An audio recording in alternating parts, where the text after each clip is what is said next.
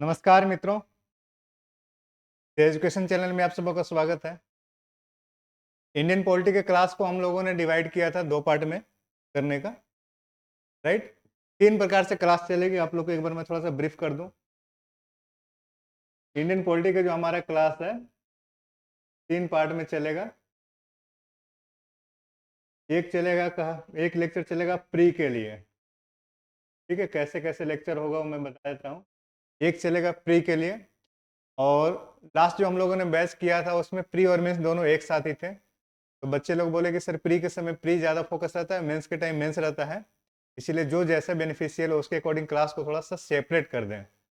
तो इसी को ध्यान में रखते हुए किया गया कि इंडियन पॉलिटी का एक और क्लास चलेगा अलग से, वो केवल मेंस के लिए रहेगा। किसके लिए? मेंस के लिए। यहाँ प्री के लिए रहेगा, कॉन्सेप्ट सारा क्लियर रहेगा, प्री में सारा कॉन्सेप्ट क्लियर कराए जाएंगे, प्लस पीवाईक्यू लिया जाएगा, ठीक है। पीवाईक्यू लिया जाएगा, एमसीक्यूज भी लिया जाएगा, इसमें पीवाईक्यूज एमसीक्यू लिया जाएगा। मेंस में क्या रहेगा? मेंस में मेंस का पूरा कॉन्सेप्ट रहेगा, उसके बाद मेंस के क्वेश्चंस रहेंगे, मेंस के पीवाईक्यू, मेंस के मेंस के उस क्वेश्चंस रहेंगे, उस संभावित प्रश्न रहेंगे, ठीक है। उसको हम लोग ब्रेक करेंगे, तोड़ेंगे, कैसे क्वेश्चन तोड़ा जाता है, कैसे उसको इंटरप्रेट किया जाता है, कैसे उसको बहुत सारे सराउंडिंग से ऐड करना है, इंडियन पॉलिटी के क्वेश्चन को कैसे आप ब्रेक कर सकते हैं, राइट। और एक थर्ड और क्वेश्चन रहेगा। थर्ड जो इंडियन पॉलिटी का हमारा क्लास चलेगा, थर्ड जो हमारे इंडियन पॉलिटी का क्लास चलेगा, एग्जाम ओरिएंटेड चलेगा। ध्यान में रखना है, क्या चलेगा? एग्जाम ओरिएंटेड चलेगा। एग्जाम ओरिएंटेड यानी कि जैसे यूपीएससी का मेंस है, ठीक है। यूपीएससी का मेंस है तो यूपीएससी के मेंस के रिगार्डिंग ही 1.5 से 2 महीने का पर्टिकुलर उसके प्रीवियस ईयर के क्वेश्चंस को तोड़ करके कैसे उसको किया जाएगा वो कराया जाएगा। यदि बीपीएससी का कोई एग्जाम आने वाला है, राइट, तो बीपीएससी के अकॉर्डिंग कराया जाएगा मेंस की तैयारी। 3 टाइप से क्लास चलेगा, ठीक है। बट ये क्लास जो चलेगा ये तो रेगुलर चलेगा इंडियन पॉलिटी प्री और मेंस का, लेकिन ये जो रहेगा एग्जाम जब रहेगा उसके नियर अबाउट में आकर के आप लोगों को थोड़ा सा करा दिया जाएगा, जिससे आप लोग को एग्जाम में डायरेक्ट आए, डायरेक्ट बेनिफिशियल हो, ठीक है।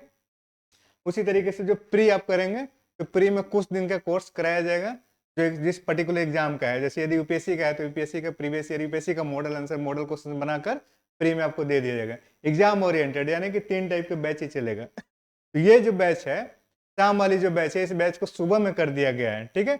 इंडियन पॉलिटी का जो क्लास है, क्योंकि शाम में प्रीवियस ईयर क्वेश्चंस का है, एमसीक्यू क्वेश्चंस का एक बैच चल रहा है, शाम में 7 से 8 डेली चल रहा है। तो उसी तरीके से इंडियन पॉलिटी का क्लास मॉर्निंग में कर दिया गया। मॉर्निंग में 8 बजे से ये क्लास चलेगा। कब से चलेगा? 8 AM से ये क्लास मॉर्निंग में चलेगा इंडियन पॉलिटी का, ठीक है। चलेगा कैसे? 3 दिन प्री का चलेगा, 3 दिन मेंस का क्लास चलेगा, तो साथ साथ रहेगा। क्लास जो भी देखेंगे तो अपना थंबनेल से दिख जाएगा प्री का क्लास है या मेंस का क्लास है। यदि होलिस्टिक तरीके से किसी को केवल मेंस मेंस करना है तो मेंस कर लीजिए, केवल यदि प्री का करना है तो प्री कर लीजिए, क्योंकि कॉन्सेप्ट इसमें साथ सारा रहेगा। बस अंतर ये रहेगा कि जहां हम प्रीवियस ईयर क्वेश्चन या एमसीक्यू क्वेश्चंस प्री में लेंगे, मेंस में हम लोग क्या लेंगे? मेंस में मेंस का क्वेश्चंस लेंगे, संभावित प्रश्न लेंगे जो आने की संभावना है, जैसे राज्यपाल का जो बर्निंग इशू है, ठीक है, प्रेसिडेंट का जो कुछ कंसर्न है, वो सब बर्निंग इशू है, बहुत सारी चीजें हम मेंस में क्वेश्चंस को ब्रेक करेंगे। तो अभी लेक्चर 4th जो हमारा चल रहा है प्री पॉइंट ऑफ व्यू से ही चल रहा है। कॉन्सेप्ट हमने प्रियम्बल वाला चैप्टर हम लोगों ने कंप्लीट किया था, उद्देशिका और प्रस्तावना वाला चैप्टर हम लोगों ने कंप्लीट कर लिया था, उसके क्वेश्चन से हम लोग को रह गए थे। इसीलिए वो क्वेश्चन जो है प्रस्तावना का जो क्वेश्चन है, जिसमें पंथ निरपेक्षता हो गया, समाजवाद हो गया, सोरेंटी हो गया, राइट, सेकुलरिज्म हो गया, ये सब, और बहुत सारे और भी जो क्वेश्चंस मेंस के बनते हैं उसे हमने यहाँ से हटा दिया है। वो मेंस में हम मेंस का जो क्लास चलेगा उसमें हम रखे हैं, और वो क्लास सेपरेट रहेगा तो उसमें हम डिस्कस करेंगे, ठीक है। लेकिन अभी प्री में जो हम लोग प्रीवियस ईयर के क्वेश्चंस लेंगे जो, और कुछ संभावित प्रश्न लेंगे। और एक और बात है, एक और बैच बीच में हम कुछ चलाएंगे टाइम निकाल के, उसमें पॉसिबल क्वेश्चन रखेंगे जो बिल्कुल नए क्वेश्चन होंगे। प्री का रहेगा ये, जो बिल्कुल न्यू क्वेश्चन होंगे, ठीक है। बिल्कुल नए क्वेश्चंस हो गए, नए क्वेश्चंस बना करके आपको इसमें दे दिया जाएगा कि इन क्वेश्चंस को भी कर लिए, पीवाई के साथ साथ पीवाईक्यू के साथ साथ यदि इसे कर लेंगे तो सफिशियंट हो जाएगा, ठीक है। एग्जाम प्री का कम से कम नहीं रुकना चाहिए, और मेंस का तो इजीली होना चाहिए, ऐसे तैयारी करनी है। तो चलिए, हम लोगों ने फर्स्ट क्वेश्चन नहीं देखा, फर्स्ट क्वेश्चन से हम लोगों ने शुरुआत करते हैं। ये पूरा का पूरा प्रियम्बल लिखा हुआ है, ठीक है। प्रियम्बल लिख करके बीच में क्या है? वैकेंट किया गया है एक शब्द, राइट। तो शब्द क्या है? देखिए, प्रियम्बल पूरा है। हम भारत के लोग, भारत को क्या है, एसएसपीएलजी की हम लोगों ने चर्चा किए थे, संपूर्ण प्रभुत्व संपन्न समाजवादी पंथ निरपेक्ष लोकतांत्रिक गणराज्य, ठीक है। और बनाने के लिए और उसके समस्त नागरिकों को कितना सामाजिक, आर्थिक और राजनीतिक न्याय, 3 प्रकार के न्याय की हम लोगों ने बात किया था, ठीक है। 3 प्रकार के न्याय की बात किया था, 5 प्रकार की स्वतंत्रता की बात की थी, सामाजिक, आर्थिक और राजनीतिक न्याय, विचार, अभिव्यक्ति, विश्वास, धर्म और उपासना की स्वतंत्रता, राइट। 5 प्रकार की स्वतंत्रता की हम लोगों ने बात किया था। उन सब में व्यक्ति की गरिमा और राष्ट्र की एकता और अखंडता, ठीक है। गरिमा की भी बात किया था, किसकी गरिमा, व्यक्ति की गरिमा और राष्ट्र की एकता और अखंडता को सुनिश्चित करने वाली बंधुता की भी हम लोगों ने जिक्र किया था। ये मैं हाईलाइट करता हूँ, एकता, अखंडता, बंधुता, इन सबका। 2 प्रकार की समता भी है, प्रतिष्ठा और अवसर की समता। ये सब सारे क्वेश्चंस, इसी से सारे क्वेश्चंस आएंगे। एक बार प्रेम्बल को आपको फिर से रिवाइज कर लिया, हालांकि प्रेम्बल नहीं है, ये क्वेश्चंस है। क्वेश्चन इसमें क्या है, ये क्वेश्चंस है। राष्ट्र की एकता और अखंडता सुनिश्चित करने वाली बंधुता बढ़ाने के लिए दृढ़ संकल्प होगा अपनी संविधान सभा में आज किस तारीख को और किस ईयर को इस संविधान को अंगीकृत, अधिनियमित और आत्मार्पित करते हैं, ठीक है। अंगीकृत का मतलब क्या है, अधिनियमित का मतलब क्या है और आत्मार्पित का मतलब क्या है, सब हम लोगों ने सारा प्रस्तावना में देखा था, ठीक है। एक्सेप्ट करना, रेगुलेट करना और आत्मार्पित यानी कि भावी पीढ़ी को, भविष्य के लोगों को सौंपना। बट डेट क्या था आपके क्वेश्चन है, ये क्या डेट है उसमें, तो क्या डेट होगा 26 नवंबर 1949 को। क्या होगा 26 नवंबर 1949 को। देख रहे हैं क्वेश्चन, पूरा का पूरा प्रियम्बल ही उठा करके दे रहा है। जब प्रियम्बल पूरा का पूरा उठा करके दे रहा है तो बीच में कहीं पे भी कुछ गैप कर सकता है, प्रतिष्ठा और अवसर की जगह कुछ और दे सकता है, समता, ठीक है। सामाजिक, आर्थिक और राजनीतिक न्याय की जगह सामाजिक, आर्थिक और धार्मिक न्याय दे सकता है। तो इसलिए मैंने बताया था कि प्रस्तावना पूरा का पूरा आप लोग को याद रहना चाहिए, राइट। चलिए आइए नेक्स्ट क्वेश्चन पे। भारतीय गणतंत्र की 26 जनवरी 1950 को सही संवैधानिक वस्तुस्थिति क्या थी जब संविधान लागू किया गया था। मैंने बताया है SSPLG क्या है, SSPLG आज के कंडीशन में है, आज की स्थिति है संपूर्ण प्रभुत्व संपन्न समाजवादी पंथ निरपेक्ष लोकतंत्र में गणराज्य। बट जब संविधान लागू हुआ था उस समय क्या था, उस समय कंडीशन कुछ और था, मतलब उस समय उद्देशिका में कुछ और शब्द लिखे हुए थे। लेकिन आप लोगों को पता है, चर्चा हम लोगों ने किया था, 42वां जो संशोधन हुआ था, 42वां संविधान संशोधन हुआ था, उसमें SPA जोड़ा गया था। SP यानी कि क्या, समाजवाद जोड़ा गया था और पंथ निरपेक्षता जोड़ा गया था, पंथ निरपेक्षता जोड़ा गया था और अखंडता जोड़ा गया था। ये 3 टर्म जोड़ा गया था, राइट। तो इसका मतलब कि समाजवाद उस समय नहीं रहेगा और पंथ निरपेक्षता नहीं रहेगा, ठीक है। तो समाजवाद को हटाइए और पंथ निरपेक्षता को हटाइए। पंथ निरपेक्षता ये कभी कभी धर्म निरपेक्षता भी लिखता है, बोथ आर सेम। तो यानी कि ये नहीं होगा, ये अपने आप में केवल 2 है, 2 हट जाएगा तो 3 बचना चाहिए ना। तो 3 क्या रहेगा, संपूर्ण प्रभुत्व संपन्न रहेगा, ठीक है, और लोकतंत्रात्मक रहेगा और गणराज्य रहेगा। ये वाली कंडीशन रहेगा, क्योंकि यहाँ पे भी समाजवाद आ गया, इसको हटाना होगा, ये धर्मनिरपेक्षता को हटाना होगा, और यहाँ पे केवल 2 ही टर्म है तो इसको भी हटाना होगा। तो 3 टर्म क्या रहेगा, संपूर्ण प्रभुत्व संपन्न लोकतंत्र गणराज्य। इस तरीके से क्वेश्चंस करके दे रहा है, ठीक है। 26 जनवरी 1950 को, यदि उसको आज के संदर्भ में देखेंगे तो क्वेश्चन फिर गलत हो जाएगा, राइट। इस तरीके से क्वेश्चन प्रीवियस का PYQ का या ऑब्जेक्टिव टाइप क्वेश्चन को कैसे सॉर्ट आउट करना है, ये है।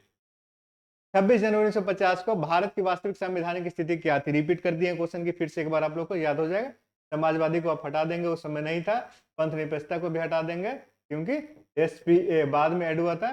42वां संविधान संशोधन 1976 में, 1976 में इंदिरा गांधी जी प्रीमियर थे, उस समय प्राइम मिनिस्टर थे, ठीक है। ये भी नहीं होगा, ये भी नहीं होगा। और LG जो है केवल लोकतंत्र गणराज्य 2 ही रह गया है, इसमें सोरेंटी जोड़ेंगे तब भी परफेक्ट हो जाएगा। तो जुड़ा हुआ कौन सा है, ये है सोरेंटी, संपूर्ण प्रभुत्व संपन्न लोकतंत्रात्मक गणराज्य। ये क्लियर होगा, इसका करेक्ट आंसर। अगला क्वेश्चन सही है। निम्नलिखित शब्द में कौन सा शब्द सन 1975 में भारतीय संविधान की प्रस्तावना में सम्मिलित नहीं था, ठीक है। अब देख लीजिए SPA, ठीक है, यानी कि समाजवाद, पंथ निरपेक्षता और अखंडता। अखंडता, पंथ निरपेक्षता हो गया और समाजवाद हो गया। समाजवाद तो खैर ऑप्शन में नहीं है, पंथ निरपेक्षता भी ऑप्शन में नहीं है, अखंडता है। यानी कि अखंडता जो है क्या था, 1975 में भारतीय संविधान की प्रस्तावना में सम्मिलित नहीं था। कब सम्मिलित हुआ अखंडता, 1976 में सम्मिलित हुआ अखंडता, ठीक है। क्लियर है, इंटीग्रिटी। अगला क्वेश्चन है, निम्नलिखित शब्दों में से कौन से शब्द 42वें संवैधानिक संशोधन द्वारा प्रस्तावना में जोड़े गए हैं। तो अब क्लियर है, SPA, समाजवाद जोड़ा गया, पंथ निरपेक्षता जोड़ा गया और बस ग्राम स्वराज तो अलग चीज है, संपूर्ण प्रभुत्व संपन्न तो पहले से ही था। 1 और 3 इसका करेक्ट आंसर हो जाएगा। राइट, 1 और 3 इसका करेक्ट आंसर। भारतीय संविधान की उद्देशिका में संशोधन किया गया था, मात्र 1 बार संशोधन किया गया है, मात्र 1 बार संशोधन किया गया। हम लोगों ने पढ़ा था 42वां संविधान संशोधन हुआ था, ठीक है, 1976 में, और जोड़ा किया गया था, एसपीए जोड़ा गया था, बस। तो कौन सा संशोधन रहेगा? 42वां संविधान संशोधन रहेगा 1976 में, ठीक है, ये ध्यान में रखिएगा। 42वां कब हुआ था? 1976 में। 44वां कब हुआ था? 1978 में। याद कैसे रखेंगे? 4 2 6 4 4 8, ठीक है, 4 2 6 4 4 8, इस टाइप से करके ईयर याद रखने का मैं एक ट्रिक बता रहा था। तो 42वां संशोधन द्वारा इसका करेक्ट आंसर हो। समाजवादी शब्द उद्देशिका में जोड़ा गया कब? 42वां संशोधन द्वारा। अब तो रट गया होगा, अब तो बिल्कुल आप लोग को याद हो गया होगा, 2-3 लेक्चर देख भी लिए प्रेमबल से, तो प्रेमबल से कोई क्वेश्चन आपको मिस नहीं होना चाहिए। राइट, 26 नवंबर 1949 को अंगीकृत भारतीय संविधान की प्रस्तावना में शब्द सम्मिलित नहीं थे। क्या सम्मिलित नहीं होगा? एसपीए सम्मिलित नहीं होगा, यानी कि समाजवाद सम्मिलित नहीं होगा, पंथ निरपेक्षता नहीं होगा, अखंडता नहीं होगा, गणराज्य तो था ही, ठीक है। यानी कि भारत का जब संविधान का निर्माण हुआ तो प्रस्तावना में कौन से शब्द आए थे? संपूर्ण प्रभुत्व संपन्न सॉवरेंटी आए थे, लोकतंत्रात्मक आया था, और गणराज्य आया था, ठीक है, डेमोक्रेसी वाला और रिपब्लिक वाला और सॉवरेंटी, ये तीनों वर्ड थे, बाकी नहीं थे। राइट, भारतीय संविधान की प्रस्तावना में पंथ निरपेक्ष शब्द जोड़ा गया, कब जोड़ा गया? 42वें संशोधन द्वारा। क्लियर क्वेश्चन है, जल्दी से हम लोग निपटा देते हैं। भारत के संविधान के आमुख का लक्ष्य उसके सभी नागरिकों के लिए सुनिश्चित करना है। क्या सुनिश्चित करना है? सामाजिक आर्थिक न्याय, सामाजिक आर्थिक और राजनीतिक न्याय, 3 प्रकार के न्याय है तो उसमें 2 न्याय दे दिया। स्वतंत्रता 5 प्रकार के है तो 2 स्वतंत्रता उठा कर रख दिया, विचार और व्यक्ति की स्वतंत्रता। राइट, ये भी हो जाएगा। अवसर की समता, ठीक है, प्रतिष्ठा और अवसर की समता, ये दोनों पढ़े हैं तो एक समता उठा कर रख दिया। व्यक्ति की प्रतिष्ठा, प्रतिष्ठा भी है, यानी कि सारे हो जाएंगे, सभी चारों हो जाएंगे, ठीक है। देख रहे हैं, बस प्रस्तावना जो है लिखा हुआ उसी में से तोड़ तोड़ करके कितने वैरायटीज के क्वेश्चंस आ रहे हैं। अब इन वैरायटीज के क्वेश्चंस को भी यदि आप मिस करेंगे तो फिर लीड कैसे करेंगे? इसीलिए इन सब क्वेश्चंस में मिस नहीं करना है, सो दैट कि आप एग्जाम में लीड करने की स्थिति में रहें।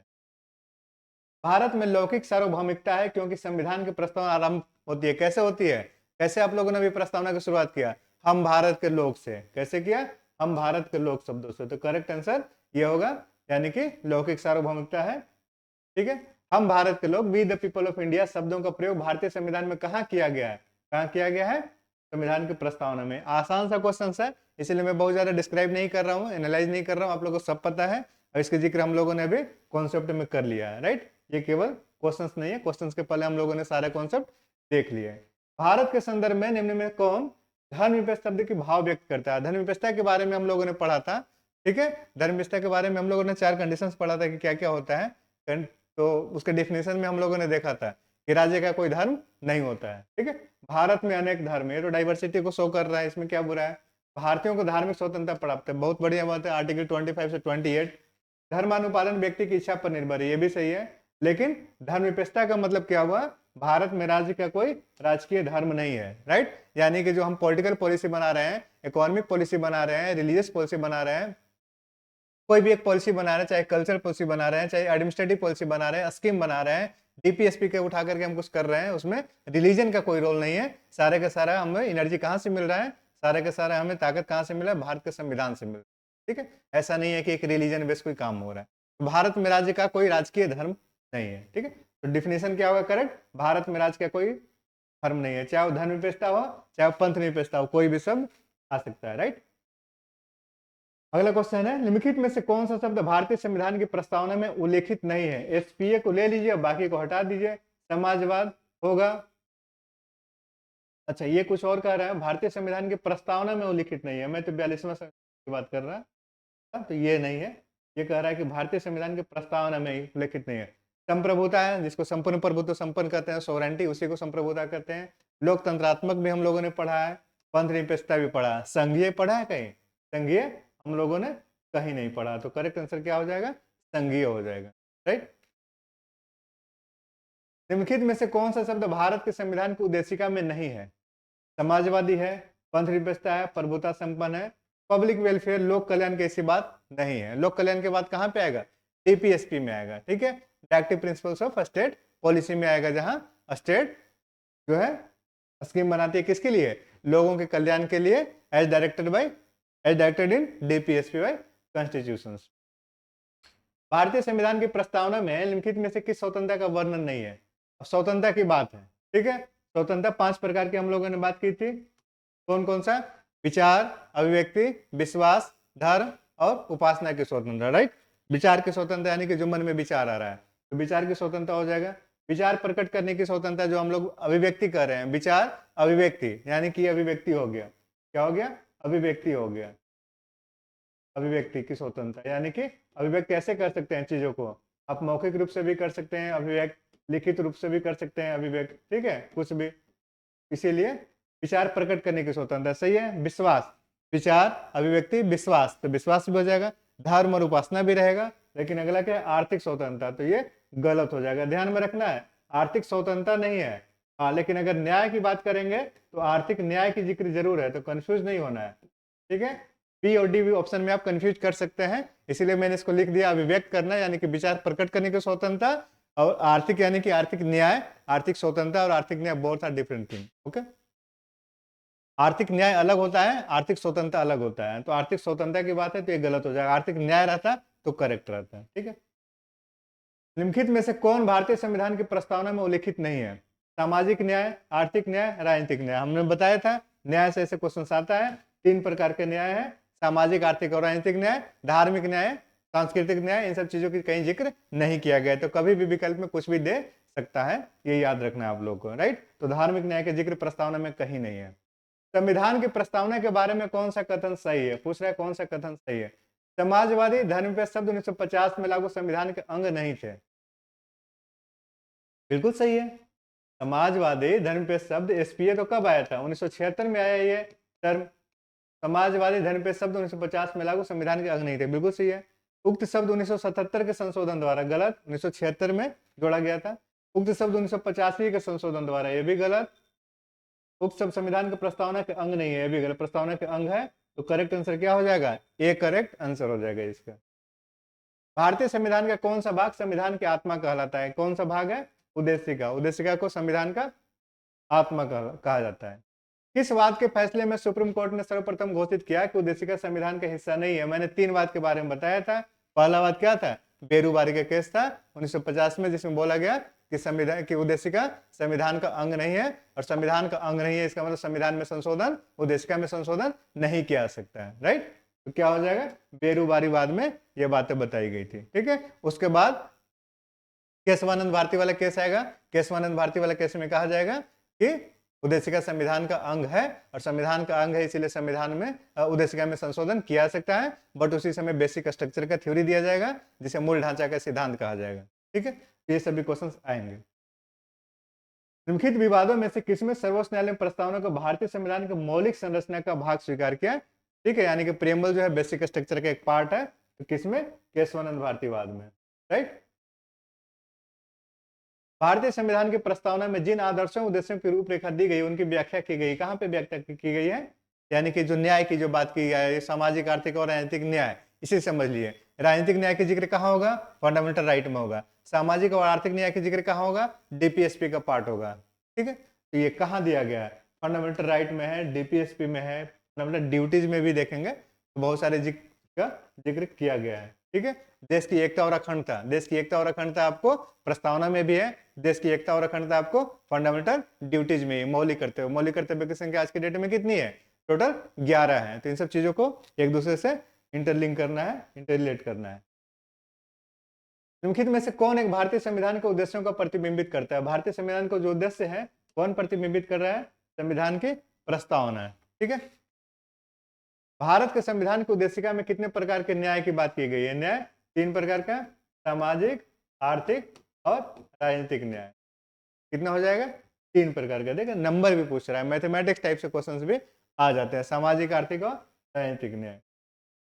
भारतीय संविधान की प्रस्तावना में इसके सभी नागरिकों को कौन सा न्याय प्रदान करने की व्यवस्था की गई है? सामाजिक, धार्मिक, धार्मिक है तो इसको कट करिए, सामाजिक सांस्कृतिक है तो भी इसको कट करिए, सामाजिक राजनीतिक और सांस्कृतिक इसे कट करिए, सामाजिक, आर्थिक और राजनीतिक न्याय, यानी कि ये करेक्ट आंसर हो जाएगा। देखिए क्वेश्चंस बस वही है, प्रियम्बल रटिए, क्वेश्चन कंप्लीट रहेगा आपका।